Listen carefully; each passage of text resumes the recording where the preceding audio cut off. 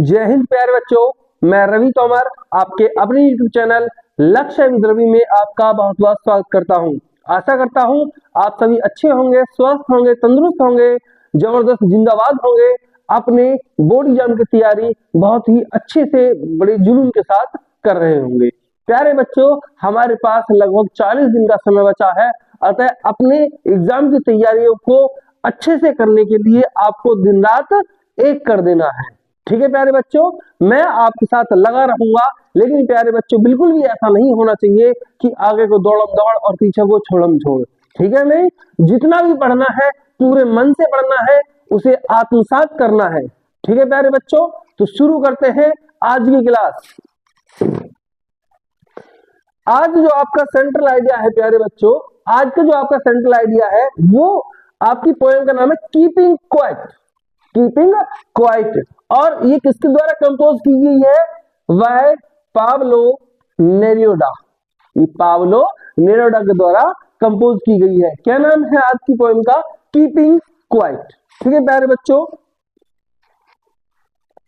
सबसे पहले आप जानिए कि हम शांति कैसे कर सकते हैं। यानी कि हमें अगर अपने मन को शांत करना होता है तो उसके लिए मेडिटेशन। ठीक है प्यारे बच्चों, क्या करना होता है? मेडिटेशन। मेडिटेशन को हम बोलते हैं ध्यान लगाना या समाधि की स्थिति में जाना। ठीक है प्यारे बच्चों, मेडिटेशन बहुत ही, ये कह लीजिए कि मेडिटेशन के माध्यम से बहुत सारी बीमारियों तक का भी उपचार किया जाता है। ठीक है प्यारे बच्चों, तो आज यही है कीपिंग क्वाइट। जो आपका आज की पोएम है उसका नाम है कीपिंग क्वाइट। शुरू करते हैं। सबसे पहले आपको अपने एग्जाम में हेडिंग क्या डालनी होगी प्यारे बच्चों? Central idea. मैंने बताया था ब्लैक पेन से पहले आप हेडिंग डालेंगे, उसके बाद लिखना शुरू करेंगे। द पोएम, जो आज ये जो कविता है, क्या नाम है? Keeping quiet by Pablo Neruda. ये जो पाब्लो नेरुदा की जो कविता है कीपिंग क्वाइट, एक्सप्लोर्स। एक्सप्लोर करना होता है पहले खोज करना या पड़ताल करना।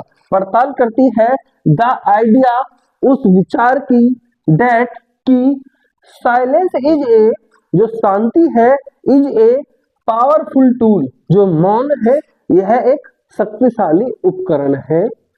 For personal reflection.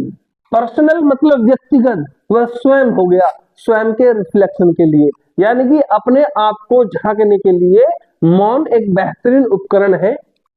Collective action, सामूहिक क्रिया, एंड ए डीपर कनेक्शन, और एक गहरा संबंध, विद नेचर, प्रकृति के साथ।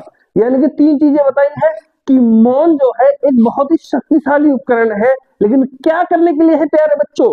पहला है पर्सनल रिफ्लेक्शन, अपने अंदर झांकने के लिए। दूसरा है कलेक्टिव एक्शन, एक सामूहिक क्रिया के लिए। और तीसरा है डीपर कनेक्शन विद नेचर, प्रकृति के साथ गहरा संबंध स्थापित करने के लिए, गहरा संबंध समन्वय के लिए। ये जो आपका मौन है एक शक्तिशाली उपकरण है। ठीक है प्यारे बच्चों, फोर्थ है, अब जब आप इस तरीके से, भाई आपने क्या किया, सेंट्रल आइडिया हेडिंग डाल दी, उसके बाद ये कुछ हेडिंग्स आएंगी आपके। पहले है आपके सामने टू कीप स्टिल, यानी कि शांत रहो।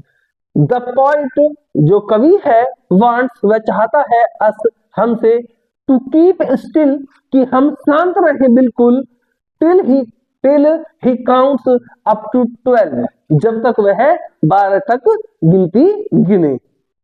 ड्यूरिंग दिस पीरियड, इस पीरियड के दौरान, इस समय के दौरान, लेट अस नॉट टॉक, हम बात नहीं कर सकते, इन एनी लैंग्वेज, किसी भी भाषा में, ऑन दिस अर्थ, इस पृथ्वी की। यानी कि कभी कहता है कि आप बिल्कुल चुप हो जाएं जब तक मैं 12 काउंट नहीं कर लेता, और इस पीरियड के दौरान आप पृथ्वी की किसी भी भाषा में बात नहीं कर सकते, आपको बिल्कुल शांत रहना है।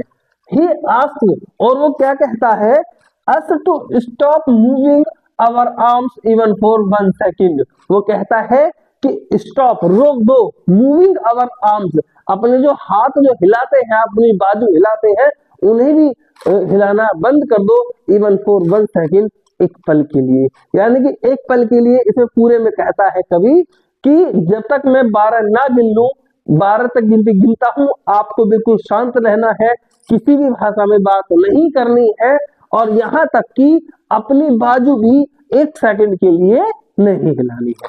ठीक है प्यारे बच्चों, ये आपकी लास्ट हेडिंग हो जाएगी द रेयर मोमेंट, वो दुर्लभ क्षण। अब कौन सा है वो rare moment? Let there be no rush, किसी भी प्रकार की कोई हड़बड़ी, रश होता है हड़बड़ी, किसी भी प्रकार की कोई हड़बड़ी नहीं होनी चाहिए, और हरी और जल्दबाजी नहीं होनी चाहिए, फॉर ए सेकंड, 1 सेकंड के लिए। यानी कि 1 सेकंड के लिए किसी भी प्रकार की कोई हड़बड़ी या जल्दबाजी नहीं होनी चाहिए। इंजन्स एंड अदर मशीन्स, जो इंजन और अन्य मशीनें हैं, मस्ट स्टॉप, रुक जानी चाहिए, फॉर ए मोमेंट, एक पल के लिए, एक पल के लिए सभी मशीनें, ठीक है, और सभी इंजन, सब कुछ रुक जाना चाहिए। It would be a rare moment, यह एक वास्तव में बहुत ही दुर्लभ क्षण होगा, in the history of mankind, मानव इतिहास में यह एक बहुत ही दुर्लभ क्षण होगा। बिल्कुल होगा प्यारे बच्चों।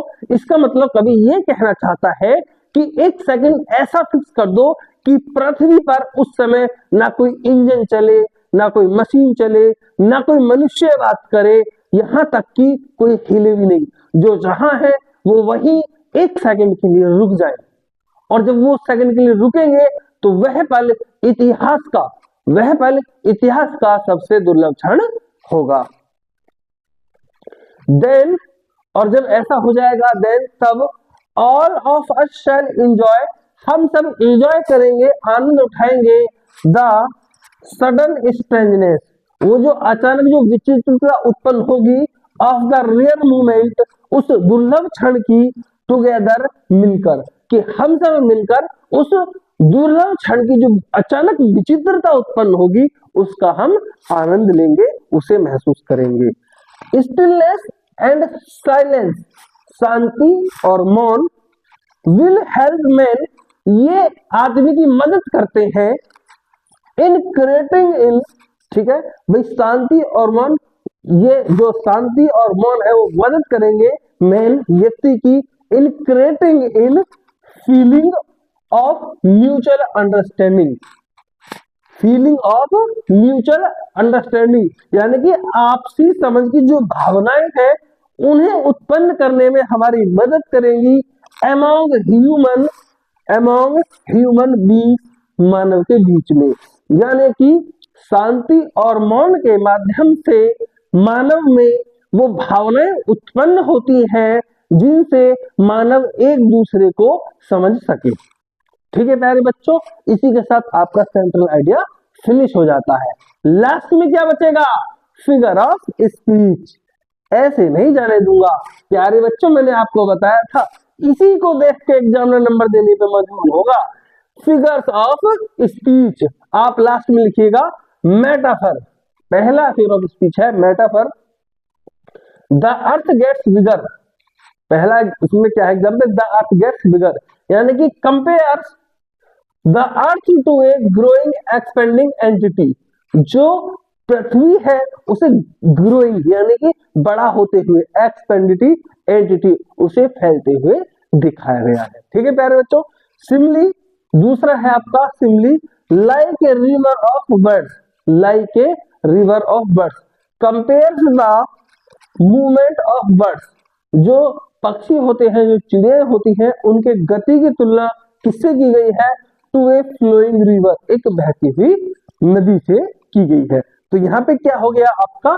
सिमली हो गया प्यारे बच्चों। और जो तीसरा आपका फिगर ऑफ स्पीच है personification, the clouds are moving, ठीक है, कि बादल घूम रहे हैं।